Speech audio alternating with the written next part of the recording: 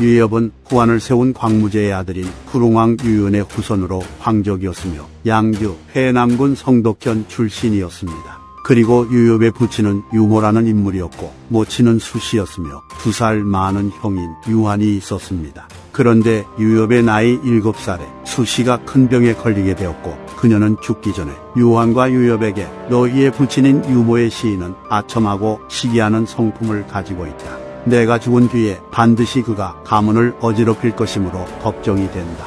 너희들이 성장하여 그를 능히 제거한다면 나는 여한이 없겠다 라고 말하며 나이 어린 아들 둘에게 살인 청부를 맡기고는 눈을 감습니다. 이후 시간이 흘러 유엽은 자신의 나이가 13살이 되자 형인 유한을 찾아가서는 돌아가신 어머님의 유언을 실행해야 합니다 라고 말했고 유한은 유엽에게 너는 어떻게 그를 죽일 것이냐 라고 묻습니다. 그러자 유엽은 유한에게는 그를 죽일 의지가 없다고 생각했는지 대답을 하지 않고 곧바로 집으로 들어가 시중 드는 사람을 죽이고는 빠르게 집 밖으로 나와 모친의 묘로 가서 절을 했는데 집안 사람들은 유엽이 살인을 저지른 사정에 대해 전혀 몰랐기 때문에 크게 놀라며 유모에게 이 사실을 알립니다. 그래서 유모는 크게 화를 내며 사람들을 보내 유엽을 잡아오게 했으나 유엽이 먼저 집으로 돌아와서는 유모에게 절을 하고 사죄를 하며 돌아가신 어머님의 유언이었기에 감히 받아들이지 않을 수 없었으니 청하건대 멋대로 행동한 것에 대한 벌을 주시옵소서 라고 말했기에 유모는 마음을 바꾼 뒤 유엽을 꾸짖지도 않았다고 합니다. 또한 사람을 알아보는 것으로 유명한 허소가 양주로 피난을 왔다가 어린 유엽을 보게 되었는데 그는 유엽을 칭찬하며 유엽에게 세상을 보좌할 재주가 있다고 말했다 합니다. 양주의 선비들은 대다수가 경박하게 호골의 흉내를 내며 교활하고 흉포했다고 하는데 정보, 장다, 호건이 가장 유명했고 그 중에서도 정보가 가장 날래고 과감했으며 재주와 능력이 다른 사람을 능가했기에 그 지역 일대가 그를 두려워했다고 합니다. 그리고 정보는 백성을 약탈하고 납치하는 전횡을 일삼았기에 백성들은 점차 강을 건너 장강 이남으로 도망치게 되었고 이에 정보는 유엽이 지체가 높은 집안의 명사라는 이유로 유엽을 핍박해 그를 시켜 도망친 백성들을 다시 데리고 오려 했다고 합니다. 당시 유엽은 20살이었고 마음속으로 나라를 걱정했으나 아직 기회를 잡지 못하고 있었는데 때마침 조조가 파견한 사자가 양주에 이르러 지역의 안건들에 대해 질문을 했다고 합니다. 그래서 유엽은 정보를 몰아낼 기회가 왔다고 생각해 사신에게 양주의 형세에 대해 설명해 주었고 장차 함께 자신의 집으로 가서 며칠간 머무르도록 했다고 합니다. 그러자 유엽의 예상대로 정보는 수와 수백 명을 이끌고 쇠고기와 술을 가지고 와서는 조조의 사신을 대접하는 척하면서 무슨 일이 있는지를 염탐하려 했고 이에 유엽은 연애를 베풀어 정보의 수하들은 집 밖에서 술과 밥을 먹게끔 하고 정보만이 집 안으로 들어오게 했다고 합니다. 원래 유엽은 혈기가 왕성한 사내들을 매복시킨 다음 정보를 술자리로 유인하여 술잔을 돌릴 때를 기점으로 그를 공격하라는 명을 내려놓은 상태였으나 하필이면 정보는 평소에 술을 좋아하지 않아 술을 마시지 않았고 그로 인해 너무 멀쩡한 상태였기에 잔을 돌리는 사람이 긴장해서 감히 자리에서 일어나지도 못했다고 합니다. 보통 사람 같으면 여기서 몸이 굳어버려 계획이 실패로 돌아갔겠지만 유엽은 거리낌 없이 차고 있던 칼로 정보를 공격해 죽였고 그의 목을 뺀 뒤 그 목을 가지고 집 밖으로 나와 정보의 수하들에게 조공의 명이 있었으니 함부로 움직이는 자가 있으면 정보와 같은 죄를 물을 것이다 라고 외쳤기에 정보의 수하들은 모두 놀라고 두려워하며 자신의 진영으로 도망쳤다고 합니다. 정보의 진영에는 정예병 수천 명과 이를 통솔하는 장수가 있었기에 그들이 난을 일으키면 답이 없는 상태였습니다. 그리하여 유엽은 곧바로 정보의 말을 타고 사내종 몇 명을 인솔해 정보의 진영 문 앞에 도착하여 그곳에 우두머리를 불러 재앙과 복에 대해 설명하며 그들이 깨우치도록 했기에 정보의 수하들 모두가 머리를 조아리고 경의를 표하며 진영의 문을 열어 유엽을 받아들였다고 합니다. 또한 유엽은 진영 안에 들어가서도 그들을 위로하고 어루만져 달래고 편안하게 해주었기에 모두가 남김없이 기뻐하며 복종하였고 마침내 유엽을 추대해 주군으로 삼았다고 합니다. 이처럼 유엽은 엄청난 담력과 언변만으로 수천 명에 이르는 장수와 병사들을 얻게 된 것입니다. 유엽은 한나라 왕실이 점점 쇠퇴하고 있다는 것을 알고 있었고 자신이 한나라 왕실의 후손이라 괜히 병사들을 거느리고 있다가 불똥이 튈 것을 걱정했기 때문에 결국 자신의 사병들을 여강태수 유훈에게 모두 주고 그에게 몸을 위탁합니다. 하지만 유훈 입장에서 수천 명이나 되는 병사를 아무 이유 없이 자신에게 준 것이 이해가 가지 않은 터라 유엽에게 이에 대해 묻자 유엽은 유훈에게 정보는 법률과 제도를 무시하여 그의 무리들은 본래 노략질로 이득을 얻었고 저는 그들을 충족시킬 재물이 없는데 만약 제가 그들을 정돈하고 가지런히 하도록 하여 노략질을 못하게 한다면 그들은 반드시 원한을 품을 것이고 그렇게 되면 오래가는 것이 어려울 것이므로 그대에게 몸을 위탁한 것입니다. 라고 대답합니다. 게다가 유엽이 유훈에게 몸을 위탁했던 이유는 그가 가진 군사력이 장강과 회수 사이에서 가장 막강했기 때문이기도 했습니다. 그러던 어느 날 손책이 유훈에게 사신을 보내와 말을 낮추고 두터운 재물을 보내며 상료의 일족과 백성들은 내 나라를 아래로 보고 업신여겼기에 분노한 지 몇 년이 되었습니다. 그래서 공격하려 했지만 길이 불편하였기에 거듭 큰 나라에 의지하여 정벌을 하려 합니다. 그리고 상류에는 많은 곡식이 있으니 얻으면 나라가 부유해질 것이므로 청하건대 출병하여 지원해 주십시오 라고 설득했고 이어서 진주와 보석, 가로를 선물로 보냈기에 유훈은 기뻐하고 즐거워하며 손책의 요청을 들어주려 합니다. 그래서 안팎의 모두가 유훈에게 축하를 했는데 오직 유엽만이 홀로 축하해주지 않았다고 합니다. 그리하여 유훈이 그 이유를 물으니 유엽은 유훈에게 상료가 비록 작은 곳이긴 하나 성이 굳건하고 해자가 깊어 공격하는 것은 어렵지만 방어하는 것은 쉽기 때문에 열흘 안에 함락시키는 것이 불가능하니 이에 병사들은 외부에 나가서 지칠 것이고 나라 안은 텅 비게 됩니다. 그런데 만약 선책이 그 틈을 타 우리를 엄습한다면 후방은 홀로 이를 막을 수 없습니다. 따라서 이는 장군께서 나아가다가 적에게 꺾이게 되었을 때 물러나더라도 돌아갈 곳이 없어지게 되는 것입니다. 반드시 군대를 출병시킨다면 재앙이 오늘날에 이를 것입니다. 라고 말하며 조언을 해줬으나 유훈은 유엽의 말을 따르지 않습니다. 그리고 유엽의 예상대로 유훈이 병사를 일으켜 상료를 정벌하러 간 사이 손책이 후방을 기습해왔기에 유훈은 공공한 상태에 빠졌고 할 수 없이 도망쳐 조조에게 갔다고 합니다. 부자에 따르면 조조는 유엽 및 장제, 호질 등의 5명을 불렀는데 모두가 양주의 명사였다고 합니다. 그리고 그들은 조조를 보기 전에 늘 정자에서 의견을 주고받으며 학문을 탐구하지 않은 적이 없었고 안으로는 고향의 선현들과 적을 막아 굳게 지키는 법과 행군을 할 때 나아가고 물러남의 적절함에 대해 의논하였고 밖으로는 적이 변화하는 것과 적과 우리의 허실과 전쟁에서 쓰이는 책략을 의논하며 밤낮으로 게을리하지 않았으나 오직 유엽만이 홀로 수레에 누워서 한마디도 하지 않았다고 합니다. 그래서 장제가 이를 이상하게 여기며 그 이유를 묻자 유엽은 장제에게 명군을 대할 때 정신이 흐트러지면 대답을 제대로 할 수 없으니 정신을 공부해서 얻을 수 있습니까? 라고 대답했다 합니다. 이후 시간이 지나 5명 모두가 조조와 만나게 되었는데 조조는 4명이 예상한 대로 양주의 선현들과 적의 형세에 대해 물어봤기에 4명은 다투듯 대답하며 자신의 차례를 기다렸다가 말했고 이와 같은 만남이 2번도 있었으나 유엽은 그때까지 결국 단 한마디도 하지 않았기에 4명은 유엽을 비웃었다고 합니다. 그러나 나중에 또 한 번 봤을 때 조조가 질문을 하지 않고 가만히 있자 유엽은 그제서야 조조의 마음을 움직이는 심오한 말을 하기 시작했고 조조는 그 말을 알아들었기에 가만히 있었는데 이와 같은 적이 3번도 있었습니다. 유엽이 이와 같이 행동한 이유는 심오한 말은 정신에서 구할 수 있고 홀로 보았을 때도 그 기회가 충분하니 굳이 다른 사람들과 외람된 논의를 하는 것은 좋지 않다고 여겼기 때문이었습니다. 그리하여 조조는 나머지 4명은 모두 현령으로 임명하였으나 유엽에게는 신복의 책무를 주었고 매번 헷갈리는 일이 있으면 언제나 유엽에게 편지를 써서 질문했는데 하룻밤 사이에 수십 통이 왔다 갔다 한 적도 있었다고 합니다.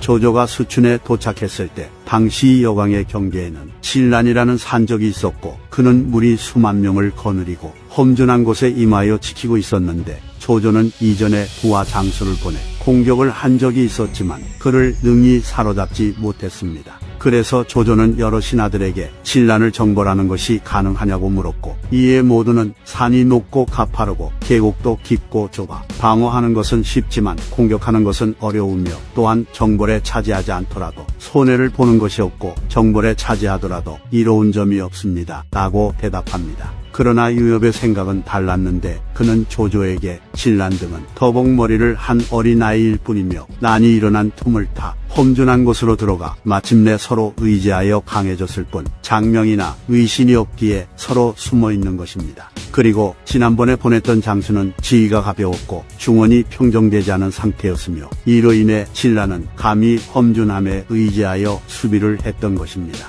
하지만 지금은 천하가 거의 평정되었으니 이후에 굴복시키려면 먼저 공격해야 합니다. 대체로 보아 죽음을 두려워하고 상을 받는 것을 추구하는 건 어리석은 자나 지혜로운 자나 똑같으니, 과거의 광무군이 한신을 위한 계책을 세워 그의 충분한 위엄과 명성을 이용해 먼저 선언하여 위협을 한 뒤 실력을 행사하여 인근에 있는 나라들을 복종시켰습니다. 하물며 명공의 덕으로 동쪽을 정벌하고 서쪽을 꾸짖었으니 먼저 문을 열고 상을 주어 사람을 모아 대군으로 전투에 임한다면 공격 명령을 내리는 날에 적들은 스스로 무너질 것입니다 라는 조언을 합니다. 그러자 조조는 웃으며 형의 말이 내 생각과 비슷하오 라고 말하고는 맹장을 선봉으로 세우고 대군을 후방에 둔 뒤 곧바로 신란을 공격해 죽였으니 유엽이 말한 대로 된 것이고, 조조는 전투에서 돌아온 뒤 유엽을 사공창조연에 임명했다고 합니다.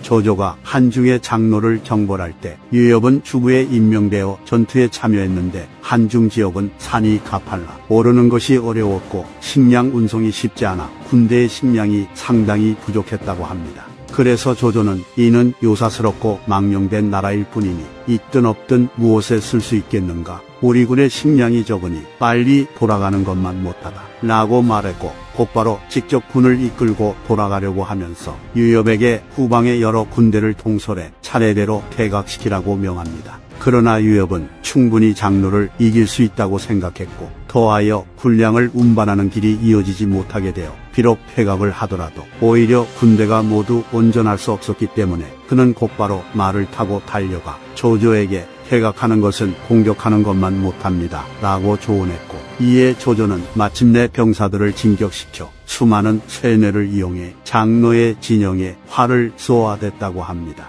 결국 장로는 조조의 공격을 버티지 못하고 도망쳤기에 조조는 한중을 평정할 수 있었습니다. 조조가 한중을 점령하자 사마이는 곧바로 촉을 공격하길 권했는데, 유엽도 사마이와 똑같은 생각이었습니다. 그래서 유엽은 조조를 찾아가 명공께서 보졸 5,000명으로 장차 동탁을 공격하시고 북쪽으로는 원소를 격파하셨으며 남쪽으로는 유표를 정벌하셔서 9개의 주와 100개의 군 중에서 10분의 8을 병합하셨으니 위엄이 천하에 진동을 하고 그 형세를 나라 밖에서도 두려워하고 있습니다. 그리고 지금 한중을 점령했기에 촉의 사람들은 멀리서 위세를 바라보고 있고 대단히 놀라며 지킬 것을 지키지 못하는 상태에 처했으니, 이전의 승세를 이어서 밀고 나간다면 촉은 가히 경문을 전하는 것만으로도 평정될 것입니다. 유비는 특히 뛰어난 인물이고 도량도 있으나 움직임이 느리고 지금 촉을 얻은 지 얼마 되지 않아 촉의 사람들은 유비를 아직 믿고 있지 않습니다. 또 한중이 격파되었기에 촉의 사람들은 떨면서 무서워하여 그 형세가 저절로 기울어지고 있으니, 이때 공에 신명하므로 그들이 기울어진 틈을 다 억누른다면 이기지 못할 것이 없습니다. 그러나 만약 공격이 조금이라도 늦춰지면 제갈량은 다스림에 발가 재상에 임명될 것이고, 관우와 장비는 용맹함이 상군의 으뜸으로 장군에 임명될 것이니, 그렇게 되면 촉의 백성들은 이윽고 안정을 되찾을 것이고, 그들이 험준함에 의지하여 요충지를 수비한다면 결코 이길 수 없을 것입니다. 그러니 지금 취하지 않는다면 반드시 이후에 근심이 될 것입니다 라고 간언했으나, 조조는 유엽의 말을 따르지 않고 촉을 공격하지 않았다고 합니다. 부자에 따르면 나중에 촉에서 항복한 자가 조조에게 와서 촉 내부에서는 하루에도 수십 번의 동요가 있으니 유비가 비록 목을 베고 있지만 안정되지 못하고 있습니다 라고 말했기에 조조는 유엽에게 오히려 지금 공격하는 게 낫지 않을까 라고 물었는데 유엽은 조조에게 지금은 이미 다소 안정되었을 것이니 공격할 수 없습니다 라고 대답했다 합니다.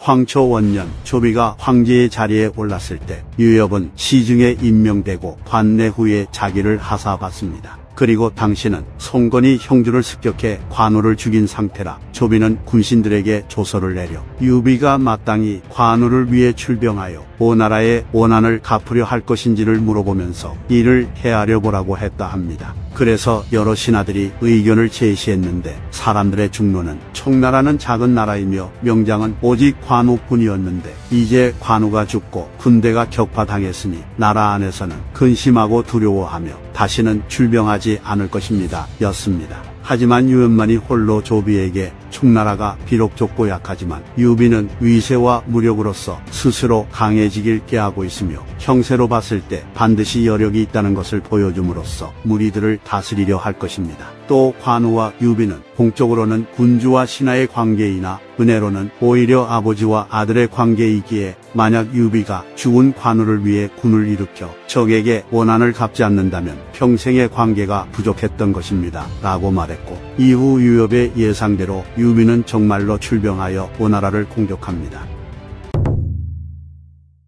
송건은 유비가 공격해오자 모든 국력을 총동원해 대응했고 곧바로 위나라에 사신을 보내 스스로를 번국이라 칭합니다. 그래서 조정의 신하들 모두가 조비에게 축하의 말을 건넸으나 오직 유엽만이 오나라는 단절되어 장강과 한수의 바깥에 위치해 있어 내신의 마음이 없어진 지 오래되었습니다. 폐하께서는 비록 동망이 유우와 같지만 추한 오랑캐의 천성은 감동하는 바가 없을 것입니다. 저들은 병난으로 인하여 신하가 되길 청하는 것이니 반드시 믿기 어렵습니다. 또한 저들은 밖으로는 핍박을 받고 안으로는 위태로워져 그러한 연후에 사신을 보낸 것일 뿐이니 저들의 어려움을 틈타 엄습해 취하십시오. 대체로 보아 하루라도 적을 내버려 두면 여러 세대의 근심이 될 것이니 살피지 않을 수 없습니다 라고 간언하며 총나라가 오나라를 공격하는 틈을 타 오나라를 기습 공격해 오나라를 먼저 멸망시키자고 주장합니다. 하지만 조비는 오나라를 공격하지 않았고 나중에 유엽의 예측대로 오나라는 유비의 군대가 패하여 물러나자 위나라에 대한 예의와 공경함을 보이지 않았기에 조비는 분노하며 군을 일으켜 오나라를 정벌하려 했으나 유엽은 조비에게 저들은 새로운 뜻을 얻었고 위와 아래가 한 마음이 되었으며 저들의 땅은 강과 호수로 막혀있기 때문에 반드시 갑작스럽게 공격하는 것은 어려울 것입니다 라고 조언합니다. 그러나 조비는 유엽의 말을 듣지 않고 오나라를 토벌하기 위한 남정에 나섰는데 결국 이기지 못했다고 합니다.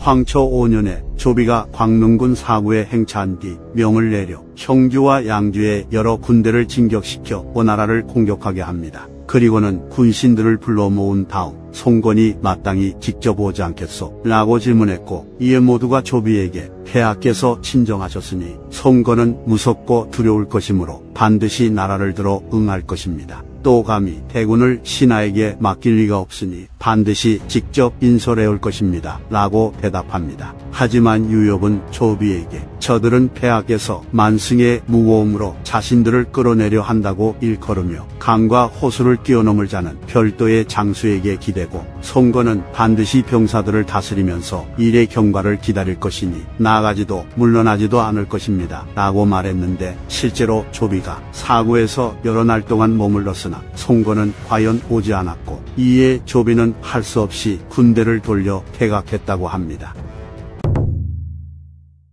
조비가 죽고 조예가 황제의 자리에 오르자 유엽은 자기가 동정으로 올랐고 시급 300호를 하사받습니다. 그리고 당시 요동태수 공선년이 숙부의 지위를 빼앗고 자기 멋대로 그 자리에 오른 다음 사신을 보내 표문과 서장을 올립니다. 그래서 유엽은 조예에게 공손 씨는 한나라 시대에 등용되어 마침내 대를 이어 관직을 승계했는데 수로를 통해 공격하려 하면 바다가 있고 육로를 통해 공격하려 하면 산이 가로막고 있으며 이민족들이 사는 동떨어진 지역이라 바로잡기가 어려웠기에 여러 대에 걸쳐 권력을 잡은 지 오랜 기간이 흘렀습니다. 그러니 만약 지금 공격하지 않으면 이후에 반드시 근심이 될 것입니다. 그리고 공손년이 두 마음을 품어 병사로 막아 수비를 단단히 하면 나중에 공격을 하려 해도 일이 어려워질 것입니다. 지금처럼 공손년이 새로이 자리에 올랐을 때는 당파도 있고 적도 있을 것이니 먼저 그가 예상치도 못할 때 병사들로 공격하고 상을 주어 그를 죽일 사람을 모은다면 군대를 수고롭게 하지 않고도 평정할 수 있을 것입니다. 라고 조언했으나 조예는 이를 따르지 않았고 결국 공손년은 이후 반란을 일으켜 조예의 골칫거리가 됩니다. 유협은 조정에 있으면서 당시 사람들과 거의 교제를 하지 않았기에 어떤 이가 그 이유를 묻자 유협은 위나라 황실이 즉위하여 새로움을 숭상하게 되었으니 지혜로운 사람은 천명을 아는데 속세의 어떤 이들은 모든 것을 다 알지 못하고 있어. 저는 한나라 황실의 지업이지만 위나라의 복심을 갖추고 있으니 짝이 드물고 무리가 적더라도 마땅히 잃을 것이 없소 라고 대답했는데 이는 가후의 처세술과 일맥상통합니다. 태와 6년 유협은 질병 때문에 시중의 자리에서 내려와 태중대부에 임명되었는데 나중에 관직을 옮겨 대홍려의 자리에 있다가 2년 뒤에 자리에서 내려왔으며 다시 태중대부에 임명되었다가 눈을 감았다고 합니다. 이처럼 정사 삼국지 본전의 기록만을 봤을 때는 유협은 별탈 없이 잘 지내다가 질병 때문에 죽은 것처럼 보이지만 부자에서는 이 상황을 더 구체적으로 기록하고 있습니다. 부자에 따르면 황제조예는 유협을 매우 중히 여기고 친근하게 대했다고 합니다. 그리고 조예가 장차촉을 정벌하려 하자 조정의 신하들은 안팎이 하나같이 불가능하다고 말했는데 유협은 황제와 단둘이서 의논을 할 때는 정벌하는 것이 가능하다고 말했으나 밖으로 나와 조정의 신하들에게는 정벌하는 것이 불가능하다고 말했다 합니다.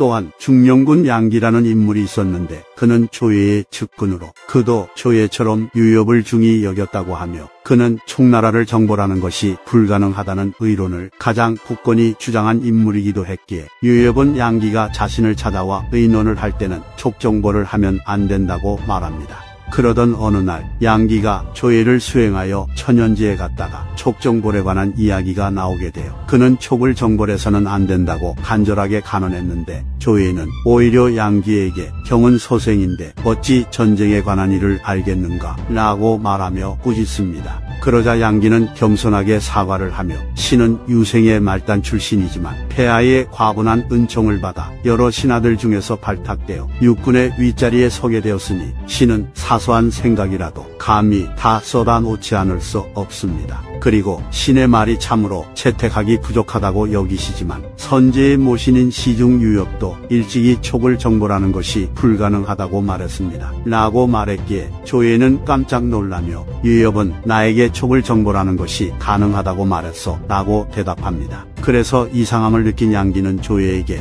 유협을 불러서 대질하셔도 좋습니다 라고 권했고 이에 조예는 유협을 불러 지금 상황에 대한 해명을 요구했으나 유협은 아무런 말도 하지 않습니다. 그런데 유협은 양기가 밖으로 나가고 조예와 단둘이 있게 되자 조예를 책망하며 나라를 정벌하는 것은 큰 계책이므로 신은 큰 계책을 들은 뒤 항상 꿈을 꾸다가도 누설하여 죄가 더해질까 두려워했는데 폐하께서는 어찌 함부로 다른 사람을 향해 이를 말하라고 하시는 겁니까? 대체로 보아 병법이란 남을 속이는 것이니 군대의 일은 출병하기 전까지 그것을 비밀로 해야 하는 것입니다. 그러나 폐하께서는 이를 뚜렷하게 드러내려 하시니 신은 이미 적국이 소문을 들었을까 우려스럽습니다. 라고 환상적인 임기응변을 발휘하며 대답했기에 오히려 황제인 조예가 유협에게 사과를 했다고 합니다. 이렇게 유협이 황제와의 접견을 마치고 밖으로 나오자 양기가 유협을 기다리고 있었는데 유협은 양기도 꾸짖으며 대체로 보아 낚시를 하는 자는 큰 물고기가 잡히면 줄을 느슨하게 하여 그것을 쫓아야 하고 모름지기 잡는 것이 것이 가능하게 된 이후에 끌어당기면 어찌 못하는 것이 없을 것이요. 그런데 임금의 위엄이 어찌 다만 큰 물고기일 뿐이겠소. 그대는 참으로 강직한 신하이지만 계책은 채택받기에도 부족하니 정밀하게 생각하지 않으면 안 되오 라고 말했기에 양기도 유엽에게 사과를 합니다. 그러나 꼬리가 길면 밟히는 법. 어떤 이가 유엽을 헐뜯으며 조예에게 유엽은 충성을 다하지 않고 윗사람의 뜻을 잘 엿본 뒤 그것에 따라 행동하며 영합하려 합니다. 폐하께서 유엽의 말을 시험 삼아서 모두 폐하의 뜻과 반대로 물어보셨을 때 만약 모든 질문에 반대로 대답한다면 이는 유엽이 항상 성스러운 뜻에 부합한다는 뜻이 됩니다. 그러나 폐하의 뜻과 반대로 물어보셨을 때 거듭 물을 때마다 모든 질문에 동의를 한다면 유엽은 반드시 정말로 진실을 숨길 수 없게 될 것입니다. 라고 말했기에 조예인은 유엽을 불러 이와 같이 말로 시험을 해보고는 그 뜻을 알게 되었고 이때부터 유엽을 멀리했다고 합니다. 그리하여 유엽은 황제의 총애를 잃자 미쳐서 발광을 하다가 시중의 자리에서 쫓겨나 대홍녀가 되었고 근심 속에서 눈을 감았다고 합니다. 앞서 나왔듯이 유엽은 가후와 비슷한 행보와 처세술을 보이면서도 가후보다 약간 떨어지는 모습을 보여줍니다. 한 번은 조비가 사냥에 나섰다가 신하들에게 사냥하는 것의 즐거움이 팔음과 비교하면 어떠하냐고 물었는데 유엽은 조비가 사냥을 더 좋아하는 것을 알았기에 사냥을 하는 것이 음악을 하는 것보다 낫습니다 라고 말하며 아첨을 합니다. 그러자 포운이 조비에게 유엽은 간사하게 아첨을 하며 충성스럽지 못하고 폐하의 지나친 농담에 비위를 맞추며 순종하고 있습니다. 옛날에 양국오가 천대에서 아첨을 하였는데 유엽의 말이 그렇습니다. 청하건대 유사에게 죄를 심의하도록 하여 황묘를 깨끗이 하십시오 라고 말하며 유엽을 비판했다고 합니다. 그리고 세호에 따르면 유엽은 조예에게 진교가 권력을 독점하고 있다는 참소를 했다는 기록도 있기 때문에 가후는 자신의 몸가짐을 조심하면서도 적을 늘리지 않으려 노력했지만 유엽은 이 점에서 많이 부족한 점을 보입니다. 유엽은 배신자를 알아보는 눈썰미가 있었는데 부자에 따르면 조조의 시대에 위풍이라는 뛰어난 명성을 가진 사람이 있었습니다. 그의 인기가 어느 정도였냐면 공경에서부터 재상 이하의 관직에 있는 사람들까지 한마디로 관리들 모두가 위풍에게 마음을 기울이며 그와 한 번이라도 교제를 해보려고 할 정도였습니다. 그리고 이후 조비 시대에는 맹달이 유비를 버리고 조비에게 몸을 위탁했는데 의논하는 자들은 맹달이 아기의 기량을 가지고 있다고 칭찬했었습니다. 그러나 유엽은 위풍과 맹달을 한번 보고는 모두 반드시 배반을 할 거라 예언했는데 나중에 모두 유엽의 말대로 되었다고 합니다. 유엽의 막내 아들인 유도는 재주가 뛰어났으나 행실이 경박하여 관직이 평원태수에 그쳤다고 하며 간보의 징기에 따르면 관구검이 반기를 들었을 때 대장군 사마사가 유도에게 이에 관한 질문을 하자 유도는 제대로 된 대답을 하지 못하고 우물쭈물했다고 합니다. 그래서 사마사는 분노하며 경은 평생 나와 더불어 천하의 일을 논의했는데 오늘날에 이르러서는 다시 더 이상 노력을 하지 않은 것이요 라고 말한 뒤 유도를 쫓아내 평원태수로 보냈다고 하며 사마사는 분이 풀리지 않았는지 나중에 유도를 뒤쫓아가서 죽였다고 합니다. 이상 삼국지 인물 열전 유엽편 마치겠습니다. 재미있게 보셨다면 좋아요와 구독, 알림 설정 부탁드립니다. 감사합니다.